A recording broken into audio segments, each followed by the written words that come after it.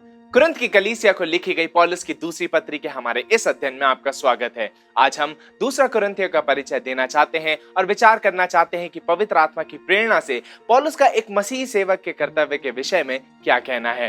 पौलुस अपने पहले पत्र में कुरिन्थ वासियों पर कठोर थे। वह उन्हें अपना दूसरा पत्र तभी लिखते हैं जब तीतुस उनसे संपर्क करते हैं और खबर देते हैं कि पहले पत्र के साथ चीजें किस प्रकार हुई। अधिकतर समाचार अच्छा है। सब कुछ जो पौलुस ने कुरिन्थ वासियों से करने को कहा था उन्होंने किया। हालांकि तीतुस यह खबर भी देते हैं कि कुरिन्थ में कुछ लोगों ने पौलुस के अधिकार को अस्वीकार कर दिया है, व्यक्तिगत रूप से उनका मजाक बनाया है और उनके पहले पत्र का मजाक उड़ाया है। उन्होंने उनके प्रेरित कहलाने के अधिकार को भी चुनौती दी। इसलिए पौलुस फिर से अपनी कलम उठाते हैं और सेवक और सुसमाचार की सेवकाई दोनों की प्रकृति को स्थापित करने के लिए दूसरा कुरिन्थियों लिखते हैं। अब दूसरा कुरिन्थियों में पौलुस जिस पहले विषय पर बात करते हैं वह है उस सेवक का प्रशिक्षण जो मसीह के लिए कष्ट उठा रहा है। पौलुस के अनुसार सताव सेवकाई के लिए प्रशिक्षण है। इस प्रकार पौलुस दूसरा कुरिन्थियों अध्याय 1, 3 और 4 में इन शब्दों के साथ अगुवाई करते हैं। हमारे प्रभु यीशु मसीह के परमेश्वर और पिता का धन्यवाद हो, जो दया का पिता और सब प्रकार की शांति का परमेश्वर है। वह हमारे सब कलेशों में शांति देता है ताकि हम उस शांति के कारण जो परमेश्वर हमें देता है उन्हें भी शांति दे सकें जो किसी प्रकार के कलेश में हो।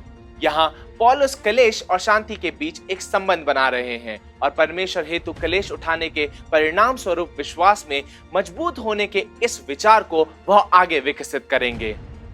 कुरिन्थ के सेवकों को यह दिखाने के लिए कि वो व्यक्तिगत रूप से जानते हैं कि वे किस बात से गुजर रहे हैं और वह उनके कलेश से संबंधित हो सकता है, पौलुस आसिया में अनुभव किए गए अपने कलेश को साझा करते हैं जहां उन पर पथराव करके उन्हें मरने के लिए छोड़ दिया गया था। वह दूसरा कुरिन्थियों 1, 8 से 10 में कहते हैं, हे भाइयों, हम नहीं चाहते कि तुम हमारे उस कलेश से अनजान रहो जो आसिया में हम पर पड़ा। हम ऐसे भारी बोझ से दब गए थे जो हमारी सामर्थ से बाहर था, यहाँ तक कि हम जीवन से भी हाथ धो बैठे थे। वरन हमने अपने मन में समझ लिया था कि हम पर मृत्यु की आज्ञा हो चुकी है, ताकि हम अपना भरोसा ना रखें, वरन परमेश्वर का जो मरे हुओं को जिलाता है उसी ने हमें मृत्यु के ऐसे बड़े संकट से बचाया और बचाएगा, और उस पर हमारी यह आशा है कि वह आगे को भी बचाता रहेगा। पौलुस कह रहे हैं कि ऐसे समय आते हैं जब हम इस रीति से कलेश सहते हैं कि केवल परमेश्वर ही है जो हमारे दिलों को शांति दे सकते हैं और हमारे कलेशों के बीच हमारी आत्माओं को दृढ़ रख सकते हैं। प्रेरित पौलुस के अनुसार परमेश्वर कभी कभी हमें ऐसी परिस्थितियों में जाने की अनुमति देंगे जो हमें उनके पास ले आएंगी, उन्हें सहायक के रूप में खोजने में हमारी सहायता करेंगी। जिन सेवकों को इस प्रकार प्रशिक्षित किया गया है वे मसीह के परीक्षित और सिद्ध सेवक हैं। क्या आपने उस परमेश्वर की खोज की है जो आपके द्वारा अनुभव की गई किसी बात में आपके साथ थे? क्या आपने पाया है कि स्वयं परमेश्वर ही आपकी आत्मा को प्रोत्साहित कर सकते हैं, चाहे आपकी परिस्थिति कैसी भी हो? परमेश्वर स्वयं को आपको साबित करना पसंद करेंगे। दूसरा कुरिन्थियों के अपने आरंभ में पौलुस हमें बता रहे हैं कि शांति का सेवक है एक चोट पहुंचा हृदय, जो दूसरे चोट पहुंचे हृदय को बता रहा है कि वह परमेश्वर में शांति का सर्वोत्तम स्रोत पा सकता है। यह कलेश के विषय में सीखे जाने वाले पहले बिंदु की ओर हमें ले जाता है। परमेश्वर अपने लोगों को कलेश में जाने देते हैं ताकि जब वे कलेश सहें तो वे परमेश्वर के लिए अपनी आवश्यकता को पहचाने। परमेश्वर में हम हमारी आत्मा की सबसे गहरी आवश्यकता पूरी होते हुए और हमारे हृदयों को शांति प्राप्त करते हुए पाते हैं, चाहे हमारी स्थिति जैसी भी हो। यह सभी विश्वासियों को पीड़ितों के लिए उपयोगी सेवक बनने में सहायता करता है। हमें संबंध नहीं खोना है। परमेश्वर अक्सर हमें कलेश अनुभव करने की अनुमति देते हैं ताकि परमेश्वर द्वारा हमें शांति मिलने के बाद हम कलेश सहने वालों के लिए सुसज्जित सेवक बन जाएं। हमारा जीवन दूसरों के जीवन के साथ प्रतिच्छेद करेगा जो उसी प्रकार के दुख का अनुभव कर रहे हैं जो हमने अनुभव किया है। जब ऐसा होता है तो वह क्या चीज है जो हमें उनके लिए शांति देने वाला सेवक बनने के योग्य बनाता है? क्या यह बात है कि हम विद्वान हैं? क्या यह बात है कि कलीसिया में हमारे पास एक उपाधि है? या यह बात है कि हमने दुख का अनुभव किया है? जब हम दुख में होते हैं तो हम परमेश्वर की ओर प्रेरित होते हैं और उस शांति का अनुभव करते हैं जो केवल स्वयं परमेश्वर में पाई जा सकती है। हम दूसरों को शांति देने वाले परमेश्वर के मार्ग पर ले जाने के लिए सुसज्जित बनते हैं क्योंकि हम मार्ग को जानते हैं। एक सूक्ष्म तरीके में पौलुस इन लोगों से कह रहे हैं जो उनके प्रेरित अधिकार पर प्रश्न उठाते हैं। मैं परीक्षित और साबित सेवक हूँ, कलेश के माध्यम से वैध हूँ। मैंने उस कलेश में परमेश्वर के चरित्र का सत्य पाया है। परमेश्वर हमें शांति देने वाले हैं तब पौलुस लूस्त्रा में अपने कलेशों का वर्णन करते हैं, जहां वह सुसमाचार के लिए लगभग अपने प्राण दे देते हैं। पौलुस न केवल परमेश्वर के विषय में एक महान सच्चाई सीखते हैं, बल्कि वह अपने विषय में भी एक महान सच्चाई सीखते हैं। एक सच्चाई जिसे प्रत्येक सेवक को खोजने की आवश्यकता होती है, वह नहीं परंतु परमेश्वर कर सकते हैं। ऐसा लगता है कि पौलुस अक्सर मृत्यु की कगार पर होते हैं, जो इस संसार में केवल परमेश्वर के अलौकिक हस्तक्षेप से जीवित है। परमेश्वर पौलुस को धीरज की सीमा से अधिक कलेश सहने की अनुमति देते हैं, ताकि वह सीखें कि स्वयं पर नहीं परंतु परमेश्वर पर भरोसा करना चाहिए, जो मरे हुओं को भी जिला सकते हैं। कुछ लोग मानते हैं कि लूस्त्रा में पौलुस सचमुच मरे हुओं में से जी उठे हैं। उस अनुभव के परिणाम स्वरूप पौलुस इस बात से कायल होते हैं कि परमेश्वर ने उन्हें छुड़ाया है, परमेश्वर उन्हें छुड़ा रहे हैं और परमेश्वर उन्हें छुड़ाते रहेंगे। अनिवार्य रूप से पौलुस इन कुरिन्थ वासियों से कह रहे हैं कि यही वह जगह है जहां प्रेरित होने के लिए मुझे मेरी कुछ प्रामाणिकताएं मिली, और वैसे मैं भी अन्य प्रेरितों के समान पुनर्जीवित मसीह से उनकी पूर्ण महिमा में मिला हूं। अध्याय 2 में पौलुस हमें मसीही सेवक के कार्य के विषय में एक सुंदर वचन भी देते हैं। सेवक का क्या काम होता है? अपनी बुलाहट और सेवा नियुक्त कार्य को जानना। अध्याय 2 14 से 16 में पौलुस कहते हैं, परंतु परमेश्वर का धन्यवाद हो जो मसीह में सदा हमको जय के उत्सव में लिए फिरता है और अपने ज्ञान की सुगंध हमारे द्वारा हर जगह फैलाता है, क्योंकि हम परमेश्वर के निकट उद्धार पाने वालों और नाश होने वालों दोनों के लिए मसीह की सुगंध है। कुछ के लिए तो मरने के निमित्त मृत्यु की गंध, और कितनों के लिए जीवन के निमित्त जीवन की सुगंध। भला इन बातों के योग्य कौन है? इसलिए जब आप कलेश में होते हैं और आत्मा का फल आप में से निचोड़ा जा रहा होता है, जिस प्रकार एक फूल को कुचलने पर उसकी सुगंध को निचोड़ा जाता है, तब आप दो प्रकार से मसीह की सुगंध बन जाते हैं, जो है जीवन और मृत्यु। कुछ लोग आपके जीवन से निकलने वाली मसीह की इस सुगंध को सूंघते हैं जब कलेश आपको निचोड़ते हैं, और वे मसीह और उद्धार की ओर आकर्षित होते हैं। आप उनके लिए जीवन की सुगंध बन जाते हैं, जो उन्हें जीवन की ओर ले जाती है। वे सूंघते हैं और कहते हैं, मुझे यह पसंद है। वे अपनी नाक का पीछा करते हैं और वह सुगंध उन्हें यीशु और उस भरपूर जीवन की ओर ले जाती है जो वह अपने प्रेम करने वालों को देते हैं।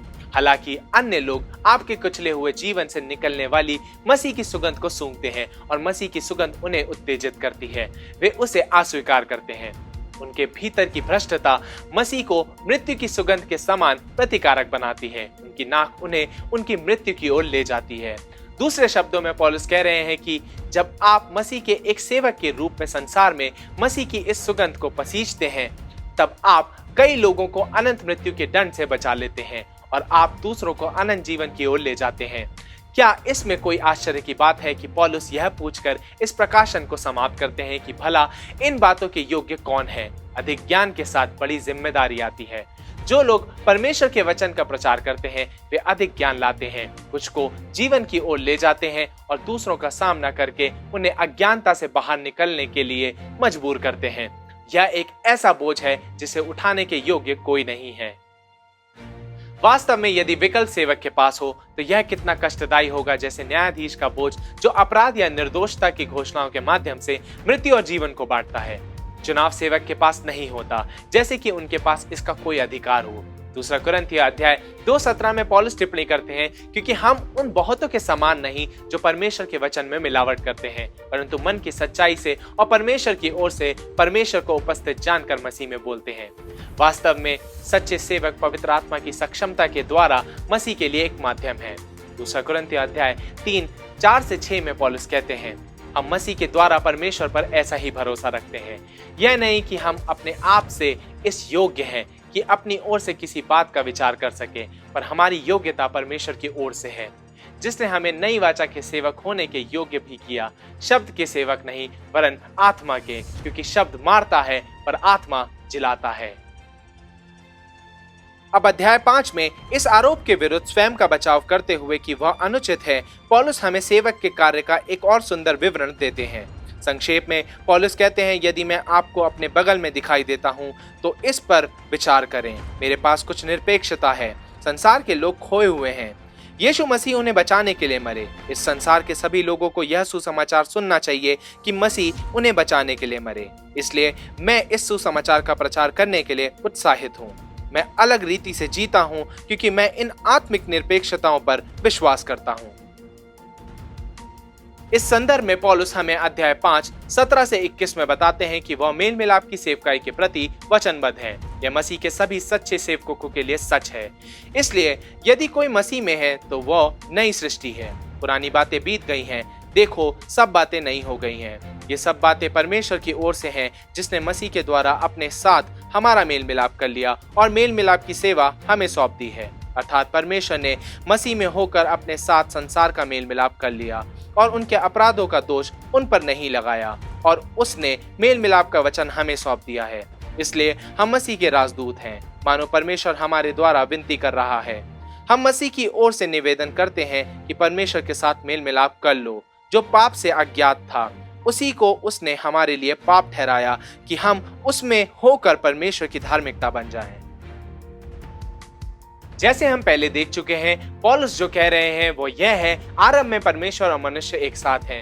वे एक साथ हैं, परंतु परमेश्वर ने मनुष्य को चुनाव करने वाले प्राणी के रूप में बनाया। मनुष्य ने परमेश्वर से दूर होने का चुनाव किया और चुनना जारी रखा, क्योंकि परमेश्वर पवित्र और न्यायी है। यह विद्रोह मनुष्य और परमेश्वर के बीच एक दरार पैदा करता है। जब यीशु क्रूस पर मरे तो उन्होंने स्वयं को एकमात्र निर्दोष व्यक्ति को सर्वोत्तम पाप बलिदान के रूप में अर्पित करके दरार को ठीक करने का मार्ग तैयार किया। मनुष्य का यीशु में परमेश्वर से मेल होता है। उन सभी को छुटकारा दिया जाता है जो उनसे जुड़े हुए हैं। केवल पुरुषों और महिलाओं के लिए पश्चाताप करना, परमेश्वर की ओर मुड़ना और मसीह के चेले बनकर उस छुटकारे तक पहुंचना शेष है। यह हमारी मेल मिलाप की सेवकाई है। हम संसार से कहते हैं, क्या आप नहीं जानते कि मसीह ने परमेश्वर की ओर वापस जाने का मार्ग तैयार किया है? मसीह में परमेश्वर का मनुष्य से मेल हो गया है। मसीह के द्वारा आपका अपने कर्ता के साथ मेल हो सकता है। इस शानदार वचन में जहां पौलुस हमें सेवक के कार्य के विषय में बता रहे हैं, पौलुस कहते हैं, यह हमारा कार्य है। प्रत्येक मसीह का कार्य मेल मिलाप का सेवक बनना। हमें उन लोगों के पास जाना है जो खोए हुए हैं और परमेश्वर से दूर हैं, और उन्हें बताना है कि एक जन सभी के लिए मर गए, वह एक आप के लिए मर गए। जब वह एक आप के लिए मरे, तब उन्होंने परमेश्वर के लिए आपके साथ मेल मिलाप करना संभव किया। अब मुड़ें और परमेश्वर से मेल मिलाप करें। जैसे हम समाप्त कर रहे हैं, स्मरण करें, मेल मिलाप की यह सेवकाई आपकी है। चाहे आप एक पेशेवर सेवक हो या आपने आज ही के दिन उद्धार का उपहार स्वीकार किया हो। जब आप कलेश का अनुभव करते हैं, तब आप उस संदेश को उन लोगों तक ले जाने के लिए अधिक योग्य बन जाते हैं जो पीड़ा में हैं। परमेश्वर से मांगे कि वह आपको अपने कलेश को देखने में इस रीति से आपकी सहायता करे कि आपके पास जरूरतमंद संसार में मसीह की घोषणा करने का साहस हो।